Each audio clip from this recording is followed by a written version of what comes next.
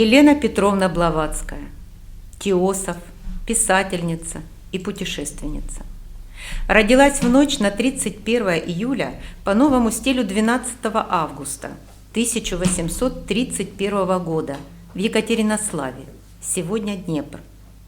Дочь полковника Петра Алексеевича Гана и Елены Андреевны, урожденной Фадеевой, известной писательницы.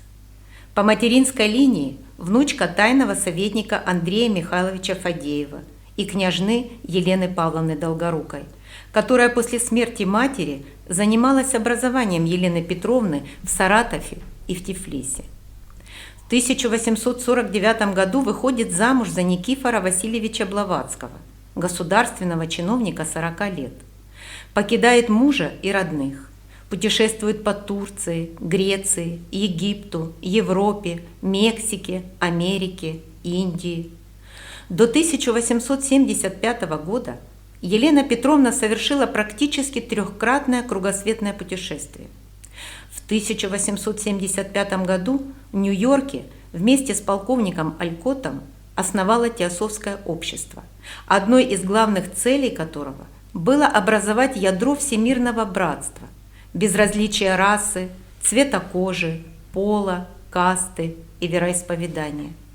Основная деятельность Елены Петровны Блаватской проходила в Соединенных Штатах Америки, Англии, Индии. Основные сочинения написала по-английски. Соратники отмечают у Елены Петровны способность к ясновидению, а также медиумизму, однако в отношении последнего сама Блаватская утверждала, что обладает способностями иного характера, не медиумистического. Ушла в высший мир 8 мая 1891 года. В этот день ежегодно во многих городах мира отмечается День Белого Лотоса, День памяти нашей великой соотечественницы Елены Петровны Блаватской, выдающегося мыслителя, философа, ученого, просветителя, писательницы, путешественницы. Давайте попробуем за внешними событиями и действиями увидеть то главное, что было стержнем ее существования, смыслом всей ее жизни, найти истину в ее сложной, порой трагической, но всегда светлой жизни. Елена Петровна – удивительная женщина, удивительная судьба. Как ярко горящий неугасимый факел вся ее жизнь. Елена Ивановна Рерих писала: «Сказано великим учителем, одна Блаватская знала, и наша задача в будущем будет поставить на должную высоту почитание этой великой женщины-мученицы. Если бы вы знали всю литературу о Блаватской и все поступки и предательства ее окружавшие, вы ужаснулись бы бездне неблагодарности, мерзости и невежества. Но, конечно, не за горами то время, когда человечество поймет все величие того учения, которое принесла миру Елена Петровна Блаватская, и воздадут должное почитание этой мученице за идею». Ани Бизант писала: «Когда сталкиваешься с воспоминаниями и суждениями тех, кто лично знал Елену Петровну, будь то ее друзья или недруги, поражает многообразие существующих о ней мнений, словно речь идет не об одном, а о многих совершенно различных людях, носящих одно имя. Для одних она была великой личностью, открывшей миру новые пути, для других – опасной разрушительницей религии. Они отзывались как о блестящей собеседнице, а кто-то считал ее темной толковательницей заумных метафизических теорий. По мнению одних, ее сердце всегда полно сострадания, по мнению других, ему незнакома жалость. То ясновидящее, которое дано проникать в самые потаенные уголки человеческой психики, то незадачливая натура, верящая любому, кто к ней обращается. Одни восхищаются ее бесконечным терпением, другие стремительной непоследовательностью, и так без конца. Вплоть до того, что кажется, что нет ни одной отличительной черты характера, которой не обладала бы эта удивительная женщина. В действительности же никто не знает ее полностью, со всеми ее качествами и особенностями, так что даже самые близкие и любимые, общаясь с ней, нередко чувствовали себя растерянными и смущенными. Полное непонимание сложной, загадочной натуры Елены Петровны со стороны многих не вмещавших того, что внутри одной и той же личности может существовать такое множество параллельных миров и разнообразных качеств, очень напоминает притчу Будды о слоне, которую изложил поэт Руми. Из Индии недавно был приведен, в сарае темном был поставлен слон. Но тот, кто деньги сторожу платил, в загон к слону в потемках заходил, а в темноте, не видя ничего, руками люди шарили его. Слонов здесь не бывало до сих пор. И вот пошел среди любопытных спор. Один, коснувшись хобота рукой, сказал: «Слон сходен с водосточной трубой». Другой, пощупав ухо, молвил: «Врешь, на опахала этот зверь похож». Потрогал третий ногу у слона, сказал: «Он вроде толстого бревна». Четвертый, спину гладя: «Спор пустой, бревно, труба, он просто схож с тахтой». Все представляли это существо по-разному, не видевшие его. Из газетной статьи. У нее редкое, странное лицо. На нем постоянно отражается смена настроений. Кажется, она никогда не бывает поглощена только одним предметом. Глаза острые, живые, все понимающие, способные выразить тончайшие оттенки чувств. И в первый раз, и потом она неизменно поражала ощущением того, что в ней было два человека. Она словно была и здесь, и не здесь, говорила и вместе с тем думала и действовала где-то далеко. Серебряные звоны астрального потока, которые слышали над ее головой такое множество людей, следовали за ней повсюду. И для тех, кто знаком с ее жизнью и работой, совершенно очевидно, что это признак непрерывного получения ею мощной помощи учителей. Вся она – воплощение самообладания и некоего хладнокровия, скорее свойственного мужчинам, но при этом она всегда остается женственной. Вспоминает полковник Алькот. Она имела обыкновение говорить без обиняков все, что думает. И при том, что она мало заботилась о своей внешности, весь ее облик носил печать истинно высокого происхождения, которую невозможно подделать, и при желании она вела себя с достоинством принцессы. В нормальной жизни, напротив, ее язвительные колкости могли сразить наповал. Самым непростительным преступлением для нее были обман и людская поверхность, но по отношению к коим она была так беспощадна. Ее дар ясновидения позволял различать разные пороки всех мужчин и женщин, встречавшихся ей на пути. В самом деле, ее нелюбовь к стереотипам доходила до такой степени, что самым большим удовольствием для нее было шокировать лицемерно стыдливых неожиданными словами и поступками. Елена Петровна Блаватская всегда восставала против всех стереотипов, всегда ставила себя вне закона своими идеалами и поведением и отыгрывалась на критиках с помощью своего блестящего ума и удивительных, сверхъестественных способностей. Из воспоминаний Ани Бизант. Я видела ее в присутствии ее злейшего врага, пришедшего к ней в минуту нужды, и видела, каким неземным светом сострадания светилось ее лицо, если бы враги знали, кого они закидывают грязью. Такое тонкое чувство чести, какое было у нее, нужно искать в тех местах, которые создают образ рыцаря без страха и упрека. Ее справедливость и чистота измерений были поразительны. И в то же время сила ее характера не поддавалась никаким ударам судьбы. Она была так бедна, что постоянно нуждалась в деньгах, а когда деньги были, они немедленно исчезали. Щедрость ее была поистине царской. Все, что у нее было – вещи, деньги, платье – все отдавалось первому встречному, находившемуся в нужде. Эдмунд Рассел, несомненно, она была величайшей из всех, кого я встречал. Даже ее враги, а их у нее хватало, признавали это. Люди, привыкшие жить в мире условностей, не могли понять в ней отсутствие позы.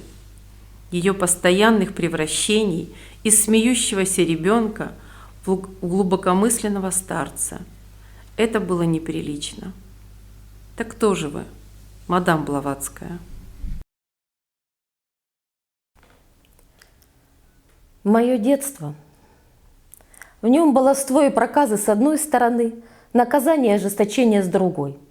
Бесконечные болезни до 7 лет. Я часто ходила во сне. Мать моя умерла, когда я была еще совсем ребенком. Странствовали с отцом и его артиллерийским полком. Солдаты отца заботились обо мне. С 11 лет бабушка взяла меня к себе. Жили в Саратове, где дедушка был губернатором, затем в Тифлисе. В детстве я познакомилась с ламаизмом тибетских буддистов. Я провела месяцы и годы среди ламайских калмыков. Необходимо вспомнить, что я была слабым, болезненным ребенком и обладала сверхнормальными психическими способностями. Надежда Петровна Фадеева вспоминала. С самого раннего детства она не была похожа на других людей. Очень жизнелюбивая и высоко одаренная, полная юмора и какой-то пугающей смелости, она ошеломляла любого своим своеволием и решительностью действий.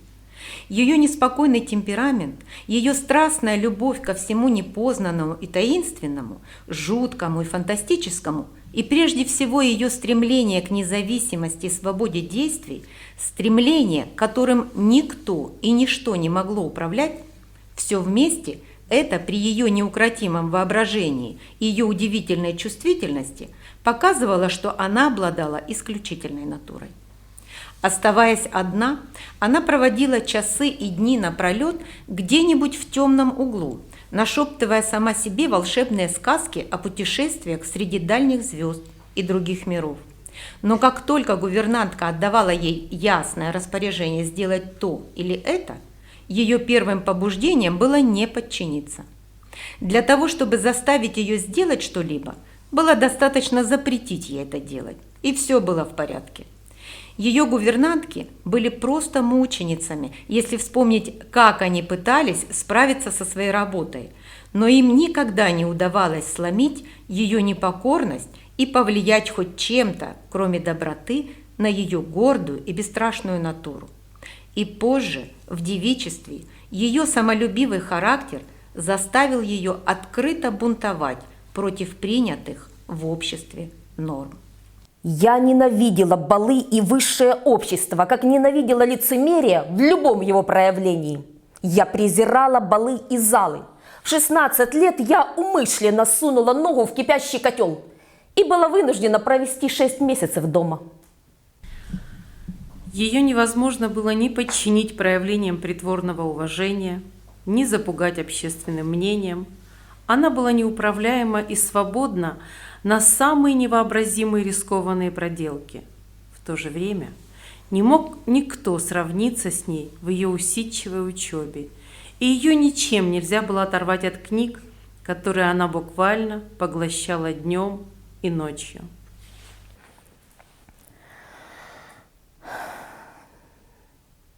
Я охотилась за неведомым.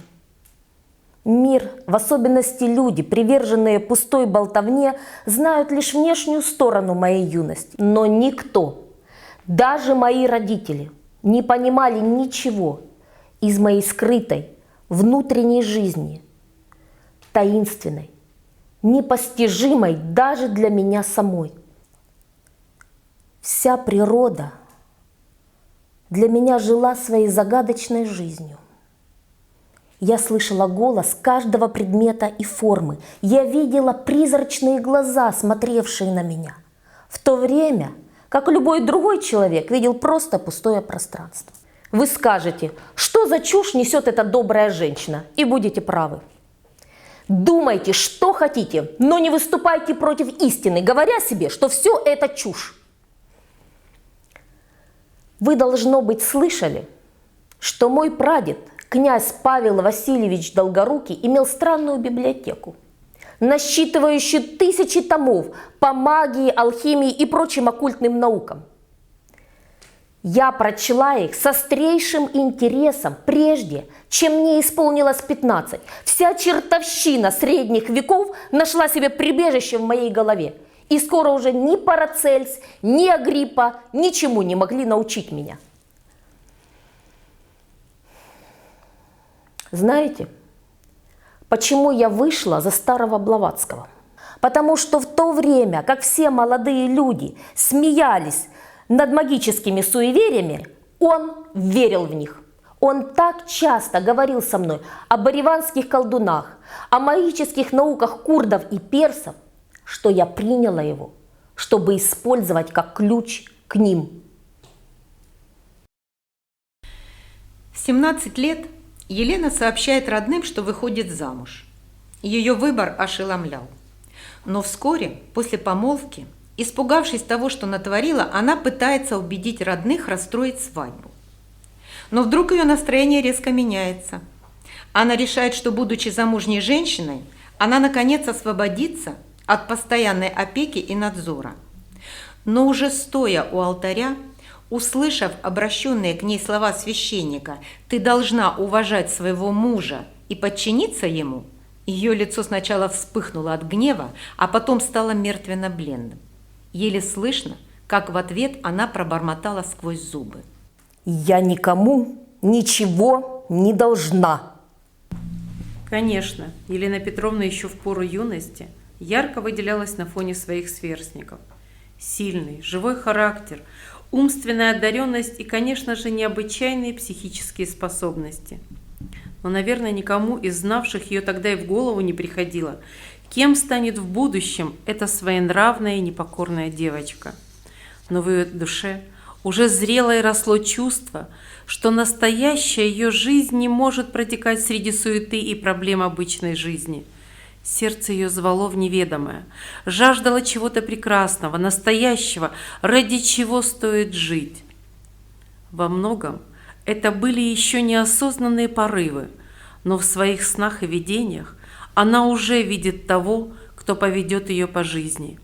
Ее сердце трепещет и зовет ее. Елена отправляется искать это неведомое. Она читает множество оккультных книг, путешествует по всему миру, чтобы найти эти сокровенные знания. Ездила с места на место. Никогда не называла себя русской. И люди меня считали тем, кем мне хотелось быть. Даже своим лучшим друзьям я немного рассказывала о своих путешествиях и никогда не стремилась удовлетворить чье-либо любопытство. Допустим, я поведала бы, и это святая правда, что в Индии я была в мужской одежде, ибо я была тогда совсем тоненькой. В таком же наряде я путешествовала по Египту. Что бы обо мне стали говорить? Вздумая описать свое путешествие по Индии только в прошлом году, вышла бы целая книга. Но есть несколько страниц моей жизни. Я скорее умру, чем открою их. Но не потому, что мне за них стыдно, а потому, что они слишком сокровенны. Установить точный ход событий в жизни Елены Петровны после ее отъезда из России не так-то легко. Сама она дневников не вела, а никого из близких, кто мог бы рассказать о ней в тот период, рядом не было. В Афинах, в Египте, на Ефрате, везде, где я была, я искала свой астральный камень. Я жила среди вертящихся дервишей, среди друзов горы Ливан, среди бедуинов и марабутов Дамаска. Нигде не нашла его. И 2 мучительных, постоянно приходящих на ум вопроса угнетали меня. Где, кто, что есть Бог? Кто видел когда-нибудь бессмертный дух человеческий и смог убедиться в бессмертии человека? Стремясь изо всех сил разрешить эти ставящие в тупик вопросы, я именно тогда соприкоснулась с некоторыми людьми, наделенными такими таинственными силами и такими глубокими познаниями, что поистине мы можем назвать их мудрецами Востока. На протяжении многих веков, из поколения в поколение, они исследовали загадки таинства бытия, жизни, смерти и перерождения. И в свою очередь обучали некоторым знаниям людей. В мир посылаются вестники, чтобы подготовить путь для эволюционного развития человечества. После почти столетних бесплодных поисков наших руководителям пришлось использовать единственную возможность послать европейское тело на европейскую почву, чтобы создать связующее звено между западными странами и великими учителями. Хотя наш видимый посредник несовершенен, тем не менее, Елена Петровна Блаватская является наилучшим из возможных. И ее способности уже много лет ставят в тупик самые ярчайшие умы века. В 20 лет состоялась моя первая встреча на физическом плане с учителем. Он рассказал мне о теософском обществе и сообщил, что желал бы видеть меня его основательницей. Вкратце он поведал мне обо всех трудностях, которые придется преодолеть, и сказал, что для этого надо будет провести 3 года в Тибете, чтобы подготовиться к выполнению этого очень трудного дела.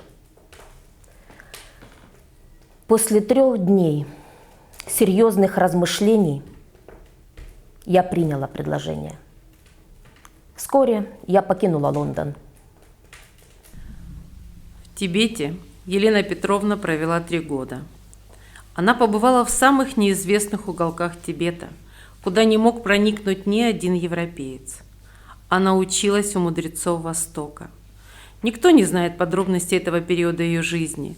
Есть лишь краткие описания менее сокровенных встреч, но даже они необычайно интересны. Мы отправились в Сиким. Я просила Министерство иностранных дел дать протекцию по Сикиму. Отказали. Ну, говорю, не даете, так и черт с вами. И так поеду. И поехала. То есть пошла. Ибо поехать нельзя, разве что верхом на яках. Карабкались мы, ползли и шли не 4, а целых 8 дней. А все-таки дошли до самой границы Тибета. Но здесь начинается самое смешное. Граница представляет собой быстрый горный поток. Нашли мы на берегу 2 англичан, переодетых странствующими монахами. Узнали, что они вот уже 2 недели просятся на тот берег, а их не пускают. Говорит мне один: зря приехали, не пустят. Отправила им туда своего бирманца с письмом от ламы монастыря Пимеон, и его пропустили. А через час пришел ко мне сам лама, и меня с почестями повели на тот берег. Я только ужасно боялась, что они меня обратно не пустят. Оставалась там 3 дня. Жила под монастырскими стенами и денно и ночно беседовала с гайлунгами и настоятелем монастыря.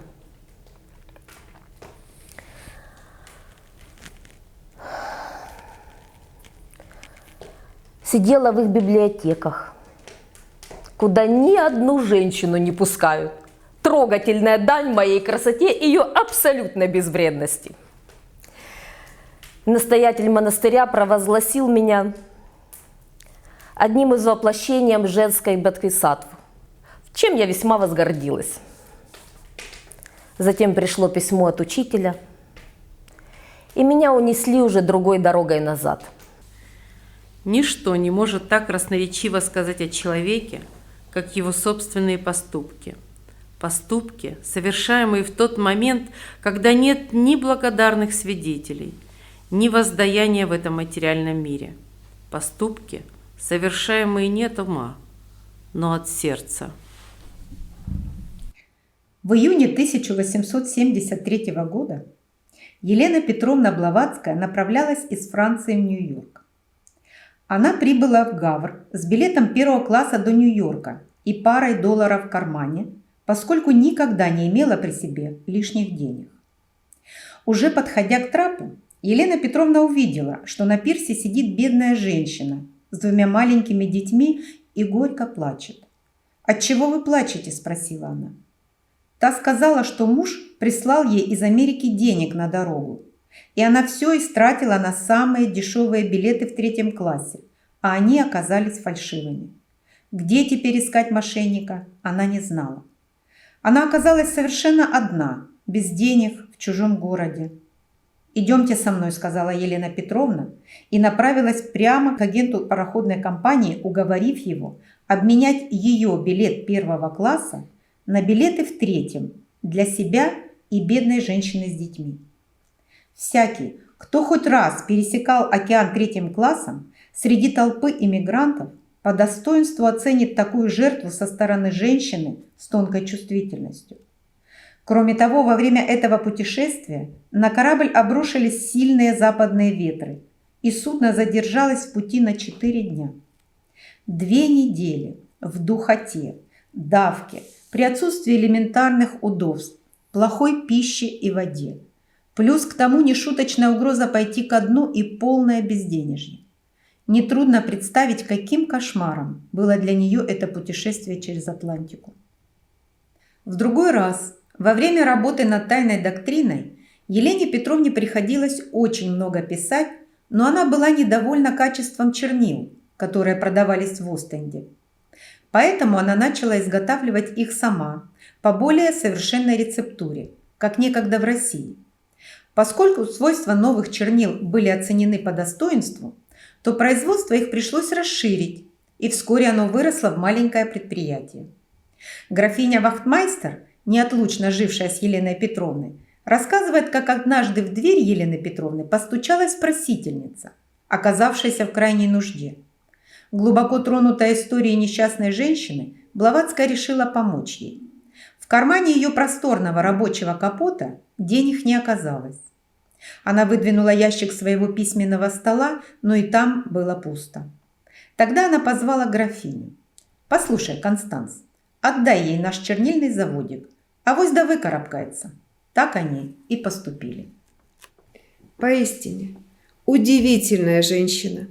Она поражала сознание современников, и, говоря о Елене Петровне, нельзя не упомянуть о ее феноменальных способностях.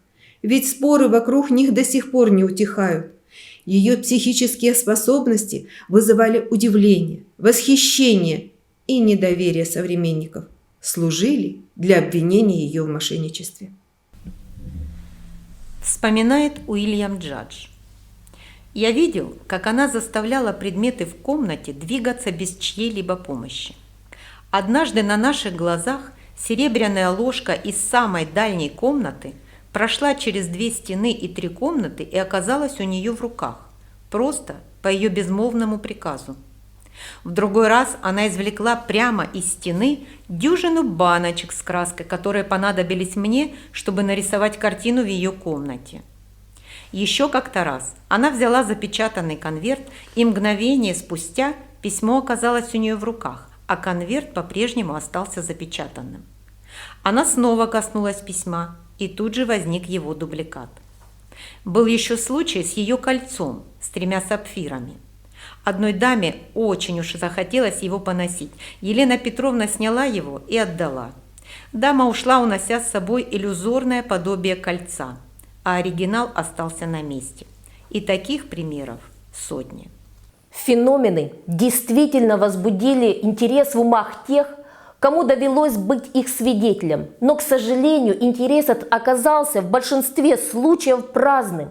У многих очевидцев разыгрался ненасытный аппетит к чудесам ради самих чудес, без какого-либо желания узнать лежащую в их основе философию и науку.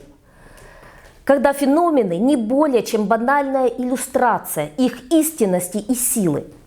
Оккультист может производить феномены, но он не в силах наделить людей ни способностью мыслить, ни добросовестностью, без чего невозможно понять и оценить их правильно. Как-то раз, когда я оставалась наедине с госпожой Блаватской, она обратилась ко мне с саркастической улыбкой. «Вам нравится, как я мечу бисер перед свиньями?» Я спросила ее, было ли то, что она проделывает фокусами в чистом виде? «Нет, не все», — ответила она невозмутимо. «А сейчас я покажу вам кое-что настоящее и прекрасное». Несколько мгновений она молчала, закрыв глаза рукой, а потом до моего слуха донеслись звуки. То, что я услышала, можно описать только как прекрасную музыку, изысканно причудливую и неповторимую. В музыке чувствовалась какая-то хрустальная первозданность. Это напоминало танец и игру веселых детей. «Я покажу тебе музыку жизни», — сказала госпожа Блаватская. Мелодия все приближалась. Она не имела источника, она раздавалась повсюду. От этих звуков все мое тело задрожало от неудержимого подъема духа и от предчувствия чего-то непредставимого. Я взглянула на госпожу Блаватскую. Она уплывала вместе с этой музыкой в море земного забвения. Между пальцами она сжимала маленький православный крестик.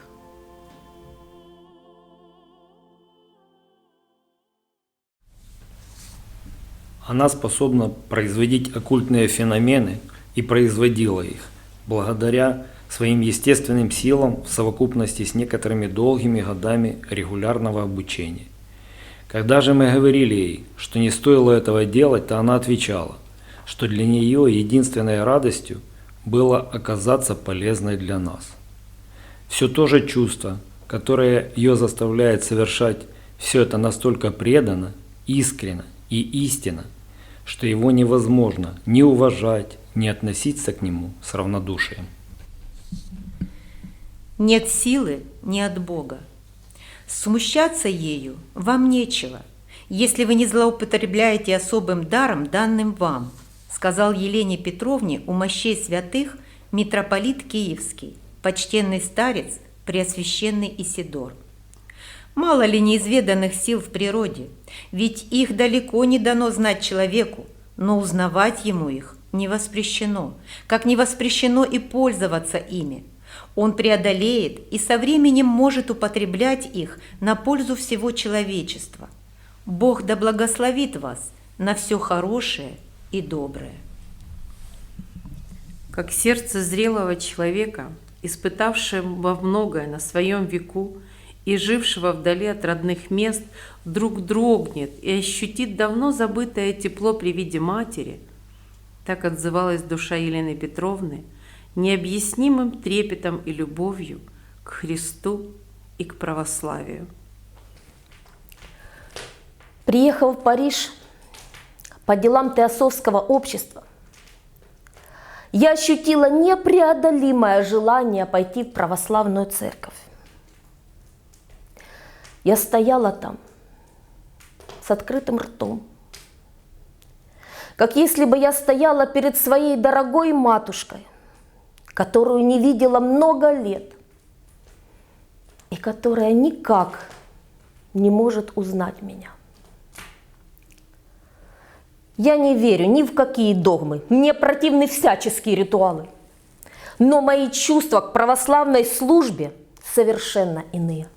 Я, разумеется, всегда буду твердить, что буддизм – это чистейшее нравственное учение, в 1000 раз более соответствует учению Христа, чем католицизм или протестанство. Но даже буддизм я не могу сравнить с православной верой. Я ничего не могу с собой поделать. Такова моя глупая, противоречивая натура. И моя книга «Разоблаченная Изида» написана не против Христа, а против трусливого лицемерия тех, кто убивал, сжигал людей на кострах во имя всемогущего Сына Божьего. Поймите, я не говорю о нашем православии. В моей книге о нем не упоминается. Я раз и навсегда отказалась от попыток анализировать его, ибо хочу сохранить хотя бы маленький уголок моей души, куда еще не проникло сомнение. Подавляющее большинство православных искренне. Их вера может быть слепа, невежественна, но она ведет к добру. Учитель говорит, что единственный народ, чья вера не является спекуляцией, это православные. Какова же в конечном счете суть любой религии?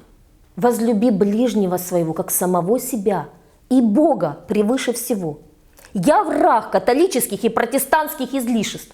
Идеал же Христа распятого светлее для меня день ото дня, все яснее и чище. А против православной церкви пусть повесят меня, не пойду. Так мне Родина дорога, так наболело у меня сердце за все свое, что душу бы отдала в кабалу на 10 000 лет за нее. Вы никогда не узнаете ее такой, какой знали ее мы, и потому вы никогда не сможете судить о ней справедливо и беспристрастно. Вы наблюдаете лишь поверхность вещей. В лучшем случае, для тех, кто ее любит, вопреки самой себе, это странная, чудная женщина, психологическая головоломка, импульсивная и добросердечная, но тем не менее и не избавленная от пороков. Мы находим в ее внутреннем «я» мудрость более глубокую, чем вы сами когда-либо сможете воспринять. Вся жизнь Елены Петровны была посвящена служению высшей цели. Кто мог отважиться вступить на этот трудный путь с таким самопожертвованием, ничего не желая для себя лично? Обладая такими феноменальными способностями, она могла бы жить безбедно, но тем не менее средства к существованию она зарабатывала своим трудом. Шила галстуки, делала искусственные цветы, занималась сплавом леса, делала чернила. На частые вопросы, почему она даже пальцем не пошевелила, чтобы улучшить условия своей жизни, всегда был один и тот же ответ. Каждый ученик оккультизма дает торжественное обещание никогда не употреблять полученные знания и силы для своего личного блага. Сделать это все равно, что ступить по крутому обрыву, который ведет в пропасть. И гораздо легче для нас было бы перенести все возможные мучения, чем нарушить его.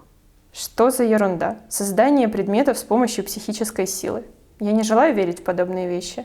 Ну и не верь. Я очень мало забочусь о вере в эти вздоры. Это далеко не вздоры. Если ты так легко творишь золото и драгоценные камни, тогда обогати меня. Этого я сделать не могу, потому что это было бы колдовство, черная магия, которая всем принесла бы один вред. Наша карма с тобой – быть бедными, и мы должны нести ее.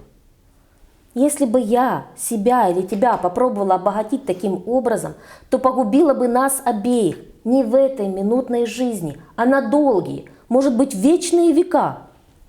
А зачем же ты других одариваешь такими губительными подарками, если они приносят вред?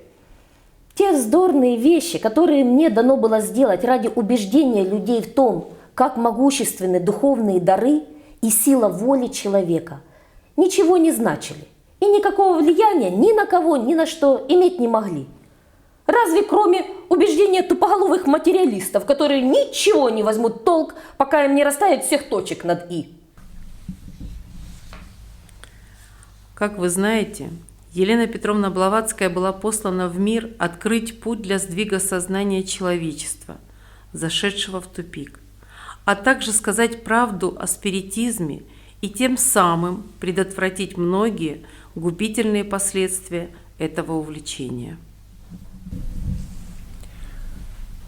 Один или двое из нас надеялись, что мир так продвинулся интеллектуально, если и не интуитивно, что оккультная доктрина могла бы обрести признание и импульс для нового цикла оккультных изысканий.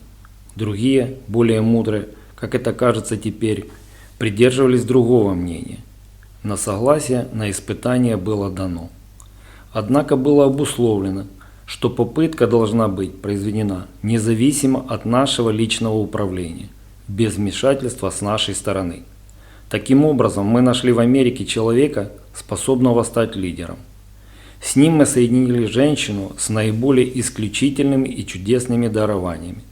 Вместе с тем у нее были личные недостатки, но и такой, какой она была, она оставалась непревзойденной. И не было на свете более подходящего человека для этой работы. Мы послали ее в Америку, свели их вместе, и испытания начались. С самого начала ей и ему дали понять, что дело всецело зависит от них самих. И оба они предложили себя для этого испытания в качестве солдат, добровольно вызвавшихся на безнадежное дело. В сентябре 1875 года Еленой Петровной и Генри Олькоттом Теософское общество было создано. Цель Теософского общества – это прежде всего внушить некоторые великие нравственные истины ее сторонникам и всем любителям истины. Откуда и возник девиз Теософского общества «Нет религии выше истины».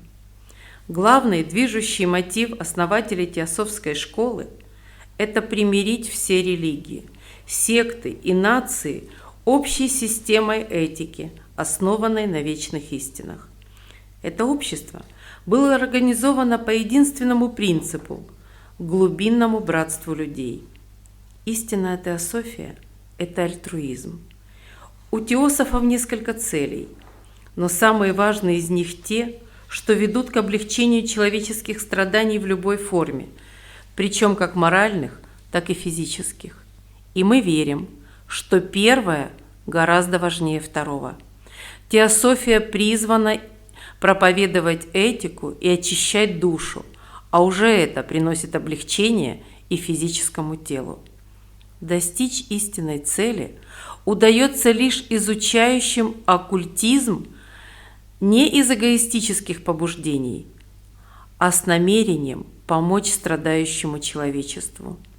Истинный теософ должен на практике осуществлять самые высокие моральные идеалы, должен стремиться осознавать свое единство со всем человечеством и непрестанно трудиться для других. Не считаете ли вы, что должно быть что-то более благородное, очень возвышенное, очень настоящее за обществом и его философией, если руководители и основатели движения работают для него со всей своей энергией? Они жертвуют ради него всем своим комфортом, всем мирским процветанием и успехом, вплоть до доброго имени и репутации, да, вплоть до чести, чтобы получить в ответ постоянное злословие, упорное преследование, неустанную клевету, неизменную неблагодарность и извращенное толкование своих лучших достижений, несчастье и удары со всех сторон, тогда как, просто бросив свою работу, они тут же освободились от всякой ответственности и от всех дальнейших нападок. Елена Петровна Блаватская, абсолютно равнодушная к сплетням, никогда не утруждала себя опровержениями. Как-то она сказала: «Грязь лилась так долго, что теперь я даже не пытаюсь открыть зонтик». Самым показательным образцом клеветы стал отчет Ходжсона, представлявшего Общество психических исследований. Отчет был опубликован в конце 1885 года. Члены Теософского общества очень опасались, что отчет нанесет непоправимый удар делу теософии. Но последствия этого оказались просто поразительны. Скандал известил весь мир о существовании Теософского общества и теософского учения, и тысячи людей читали и обсуждали книги госпожи Блаватской, и с ее взглядами ознакомились даже те, кто иначе никогда и не узнал бы о них. А в США теософское движение обрело новое дыхание. Из писем Елены Ивановны Рерих. Создание Теософского общества сделало свое великое дело. Именно по всему миру оно пробудило и сдвинуло с мертвой точки многочисленные единицы сознания. И отдельные теософские общества очень способствовали этому. Конечно, если бы не человеческая тяжкая природа, результаты могли бы быть во много раз больше. Как сказано, ступени сознания сложились прочно. Елена Петровна взорвала и перевела на новый виток сознания людей. Приоткрыла врата новому мышлению, космическому восприятию. Ее задачей было дать малую часть единого, универсального знания учителей, и реализовала она это через написание разоблаченной Изиды и тайной доктрины. Полковник Алькот так вспоминает, как создавалась разоблаченная Изида. За всю жизнь она не проделала и 10-й части подобного литературного труда. Более того, я не знаю ни одного журналиста, пишущего ежедневно, который мог бы сравниться с ней по выносливости и неиссякаемой рабочей энергии. С утра до вечера она находилась за своим письменным столом, и весьма редко кто-нибудь из нас ложился спать ранее 2 часов ночи. Мы работали так, будто это был вопрос жизни и смерти, до тех пор, пока усталость тела не принуждала нас остановиться. У ее работы не было фиксированного плана. Идеи приходили в ее ум потоком, как будто у нее внутри находился неиссякаемый источник, который постоянно грозил перелиться через край. Откуда Елена Петровна извлекала те материалы, которые составляют Изиду и существование которых невозможно проследить до каких-либо источников, доступных для цитирования? От своих учителей, братьев, мудрецов, мастеров, как их называют. Откуда я это знаю? Из совместной с ней 2-летней работы над Изидой, многих и многих лет другого литературного труда. Наблюдение за работой Елены Петровны было редкостным и совершенно незабываемым переживанием. Обычно мы сидели напротив друг друга за большим письменным столом, и я мог видеть каждое ее движение. Ее перо летало над страницей, и вдруг Елена Петровна неожиданно останавливалась. Смотрела в пространство ничего не выражающими глаза ясновидящей на что-то невидимое, находившееся в воздухе перед ней, и начинала переписывать на бумагу то, что она там увидела. По окончании цитаты ее глаза принимали прежнее нормальное выражение, и она продолжала писать до тех пор, пока у нее не возникала снова потребность для подобного перерыва. В нашем мире идеалы и вера почти утрачены. Люди нашего века требуют научного оплота, научных доказательств бессмертия духа. И древняя эзотерическая наука даст им их. Мы вполне отдаем себе отчет, насколько серьезное дело мы предпринимаем. И в подтверждении можем сказать наперед, что будет неудивительно, если против нас ополчатся некоторые слои общества. Многие явят честную критику, многие явят лицемерие. Но мы смотрим в будущее, мы работаем для более светлого завтра. Елена Петровна работала с неукротимой энергией.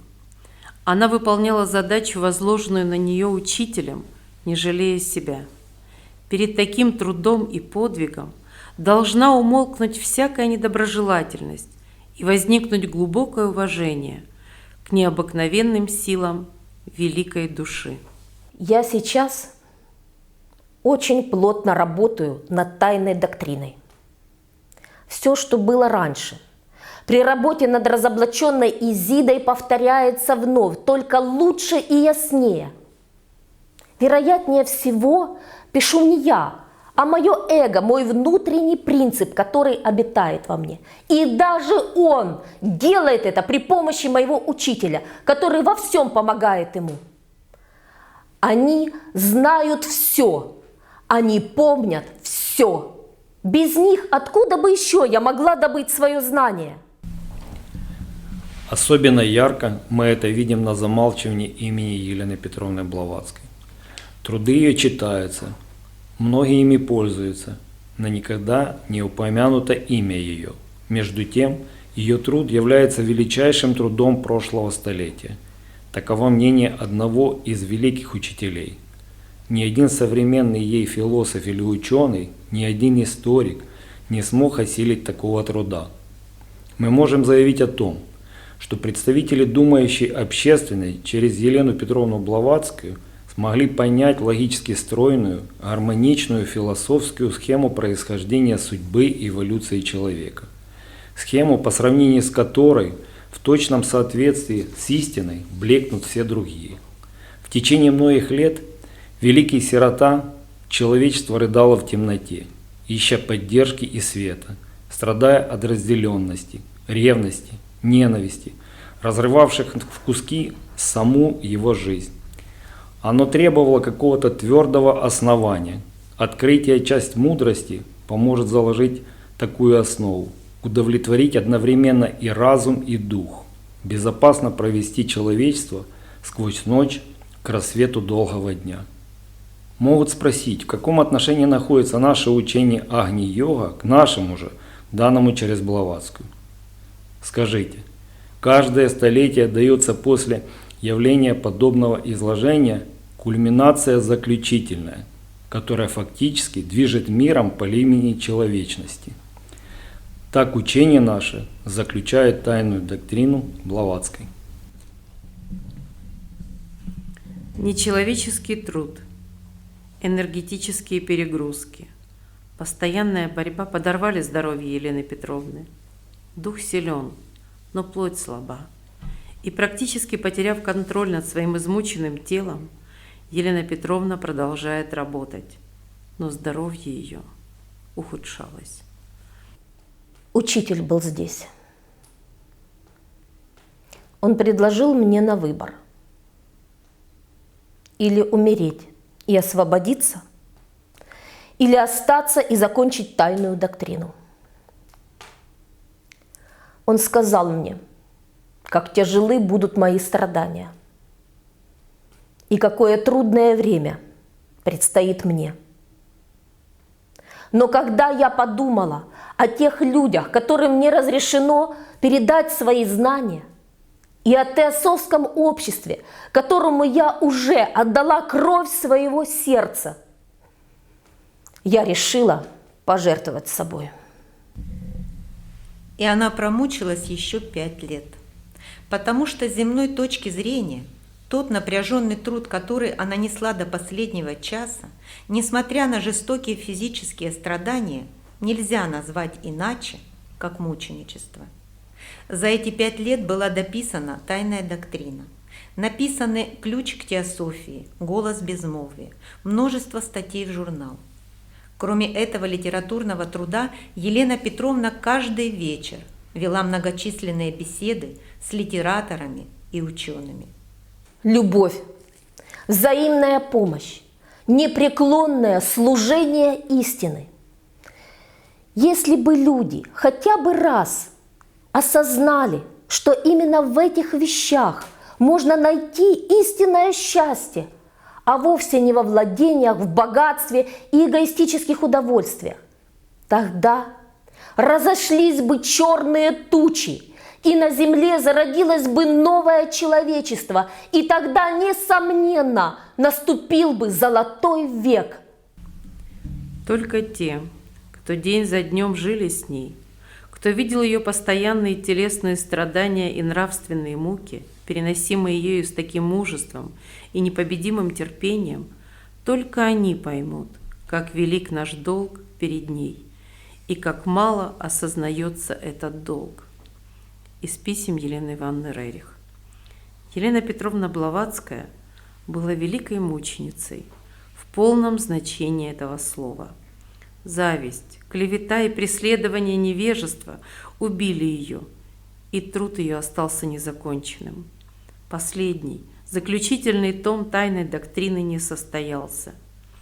Так люди лишают себя самого высшего. Я преклоняюсь перед великим духом и огненным сердцем Елены Петровны Блаватской и знаю, что в будущем имя ее будет поставлено на должную высоту почитания. Она истина, наша национальная гордость, великая мученица за свет и за истину. Я одна, ответственна за результат. Одна я должна принять карму в случае неудачи и никакой награды в случае успеха. Как Елена Петровна Блаватская, я могла в чем-то ошибаться, но не я ли? Работала 40 лет, не покладая рук, играя роли, рискуя своим будущим, принимая карму на эту несчастную внешность. Я служила им, не имея даже права голоса. Старое, больное, измученное тело. Это все, что у меня есть в этом цикле. Поэтому идите по пути, который я указываю. За ним стоят учителя. Но не идите за мной или по моему пути. Когда я умру, и меня уже не будет, люди, возможно, воздадут должное моим бескорыстным стремлениям. Я дала клятву помогать людям на пути к истине, и я сдержу свою клятву. Придет день, когда будущее поколение научится лучше понимать меня. Бесстрашная, огненная, непреклонная, страдающая, ранимая, чуткая, нежная, сердобольная, стойкая, непоколебимая. Трудно быть сильной женщиной. Еще труднее нести знамя истины через шипы непонимания и догмы. Каждый твой шаг отдавался болью, переменчивая и непонятная, женщина с характером воина, но никто же может измерить это сердце бездонное. Каждый стук его говорит: сострадание, сострадание, сострадание, не слезы и метания, а яркий огонь бесстрашия, действие и понимание, все отдавшая без остатка, сильная женщина с душою раненой.